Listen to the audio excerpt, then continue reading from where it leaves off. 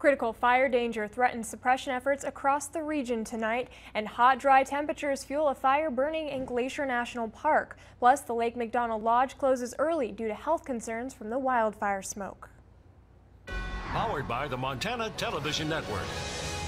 This is the 10 o'clock news on KAJ, Montana's news leader.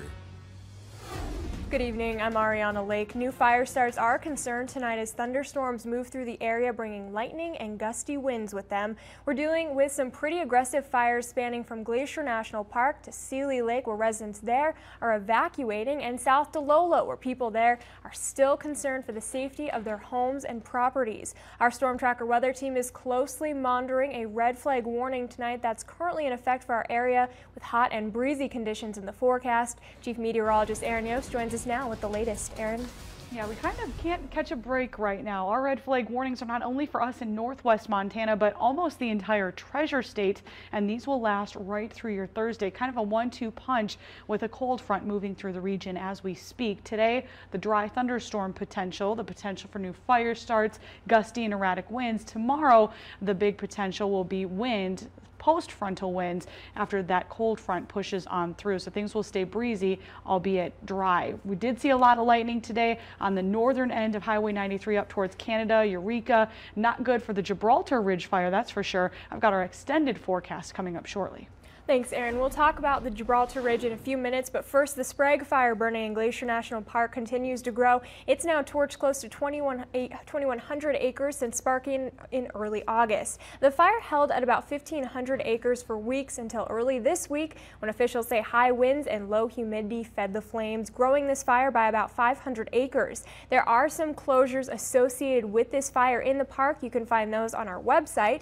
The recent weather and major growth of the fire forced the smoke to settle in the valley and just above Lake McDonald, causing visibility and health concerns in the area. And it's that smoke that's prompting one of Glacier National Park's iconic lodges to close its doors early this season. As MTN's Nicole Miller found out, some employees there are heartbroken at this decision, but officials say they made the call to keep everyone safe. Everyone's pretty heartbroken about the fact that we had to close due to the air quality. You know, many people save up for a long time to bring their families to Glacier and kind of have that epic holiday experience. Unfortunately, their plans have been altered. Wildfire smoke from nearby fires has closed Lake McDonald Lodge for the season. The park is actually getting smoke from a couple different sources.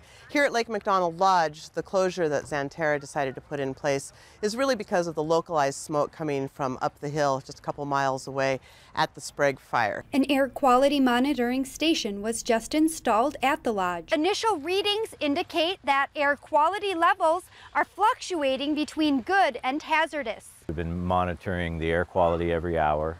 Unfortunately, now that we've had the opportunity to review the data, it's showing that about 12 hours out of every 24-hour period, the air quality is at very unhealthy or above. The hazardous air quality is a big concern for the safety of employees who live on site and have a longer duration of exposure to the air conditions. There's a tendency in the evening when the temperatures cool down, that smoke sinks down into the valley, and then it tends to sit here on the lodge at night and into the next morning. Employee Samuel Hicks, who manages food and beverage, says it's been most difficult on the foreign employees, but remaining safe and healthy is most important. A lot of confusion with our J1 and exchange students. You know, they're not too sure what they're going to do, but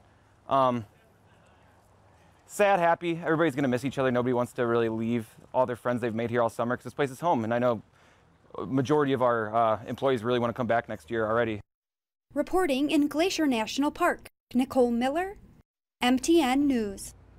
The lodge was completely booked through September. Officials tell us some of the employees will be able to transfer to jobs in other parts of East Glacier and even to Yellowstone National Park. Returning to other fire news, the Gibraltar Ridge fire burning near Eureka has grown more than 1,500 acres since the end of last week, according to official fire reports. You can see just how active this fire is from these photos. The Pearson's North Idaho Type 2 team will be leading efforts starting tomorrow on the more than 5,900-acre fire. Containment tonight is listed at 28%.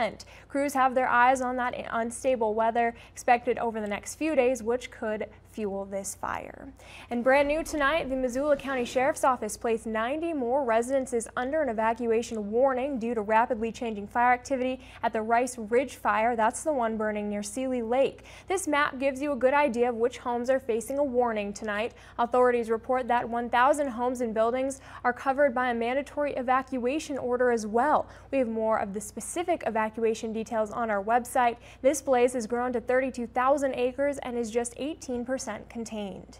Fire managers say they're battling 15 new lightning-sparked fires in the Plains area after dry thunderstorms moved through the region yesterday. The largest of the blazes in Sanders County is the Sheep Gap Fire. Fire prevention technician John Hamilton tells us the fire has burned 250 acres as of news time. It was first spotted at about 5 o'clock yesterday night. It's burning 9 miles outside of Plains, just south of Highway 200. Thankfully, no structures are currently threatened by this fire. Hamilton says the Department of Natural Resources and Conservation is also managing the McColey Ridge Fire. It's in the Thompson River drainage. It's burned about 15 acres. Crews are working to protect a few summer homes in that area tonight. Brand new tonight at 10, the state budget picture is not improving, and now Governor Steve Bullock is asking agencies to submit plans to cut up to 10% of their budget. It also looks like at least some of those plans will take effect this year. The governor's budget director made the formal request to all state agencies today. He wants the plans by next Friday. Dan Villa says the state needs to cut $227 million from its $4.6 billion budget to get things back in balance. He says ballooning firefighting costs and bad tax revenue estimates are to blame for the budget shortfall. Villa says Democrats warned last session that the budget needed more money, but majority Republicans refused to consider tax increases on the wealthy. There is and was no appetite for any sort of revenue adjustments or revenue enhancements by the majority. This is the place we find ourselves in. This administration will focus on minimizing impacts to Montanans to the extent we can. But when you're talking about $227 million in service reductions, spending reductions, there will be impacts. Governor Bullock will decide in October where to make those cuts.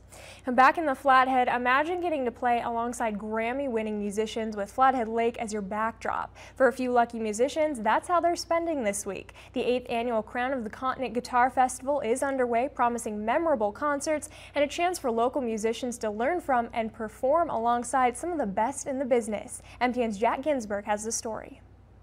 5 nights of amazing music here on what's one of the greatest places we got in the world, Flathead Lake.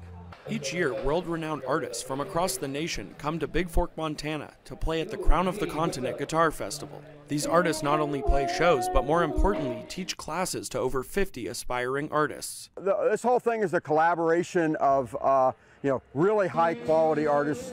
People like David Lynn have been playing for 50-some years. He comes in and gives master classes and teaches our emerging artists all these little tricks of the trade. The festival doesn't just have music, but food and drink vendors, a silent auction, and much more that all add to the local economy. The festival alone will bring in well over $2 million to the Flathead Valley this year. However, the stimulation for the local economy goes well beyond the festival. It really does have an impact in a number of ways. One, what we've seen is almost a tripling of venues that have live music. That brings everybody in to spend more money, whether they're coming in as tourists, which we've had a great year at that, and it's fantastic, to the artists themselves making money and being able to stay here, raise families, and grow. Anderson says the whole point of the program is to give these artists the opportunity to make a career in music while staying in the Flathead Valley. The whole program is really we're developing people here and musicians locally for our enjoyment and pleasure, and for them to learn how to make a living. And that's what's key, is can we sustain a music industry here in the Flathead Valley. Reporting in Big Fork, Jack Ginsburg, MTN News. The festival continues through Saturday and tickets are still available. And coming up next, Aaron has more details about the red flag warning in place and what we're in for tonight. Plus, the damage for Hurricane Harvey is hard to imagine. Up next, an update on how much it's going to cost to clean up after this storm.